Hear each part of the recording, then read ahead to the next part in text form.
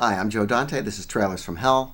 Today's trailer is for Scared to Death, often erroneously cited as Bela Lugosi's only color movie. In fact, he did a picture in the early 30s that was in color that he had a small part in. But this was kind of unusual because most of these pictures were not in color at the time. It was cinecolor, which was a process where the one side of the picture was blue and the other side was red, and when you put them together, they approximated real color.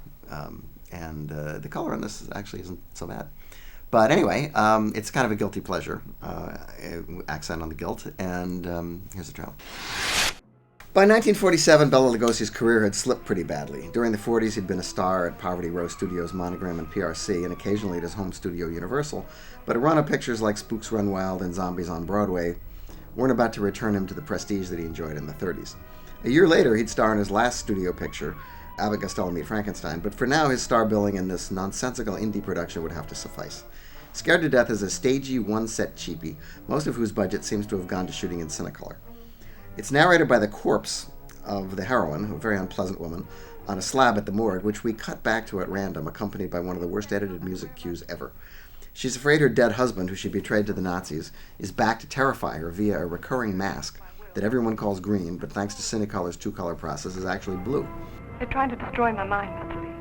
By innuendo and indirection, they're trying to make me believe I've done something dreadful in the past. Perhaps I can explain, Mr. Lee. We don't believe there's anything wrong with Laura now. The movie is nearly incomprehensible, but it does have a certain surreal charm, especially when Bela arrives with Indigo, his dwarf assistant, played by Angela Rosito from Freaks, and Bella's pal and the corpse vanishes. "Do not be kind to Indigo. It only offends him," says Bela. The redoubtable George Zucco is Bella's cousin, who runs a mental institution out of the few walls that constitute the set. But if not for Bela, nobody would remember this picture today at all. When the maid wants to announce him to Zucco, he demurs. "If I allowed myself to be announced, I doubt I would be received anywhere." It's a terrible movie, but I love it.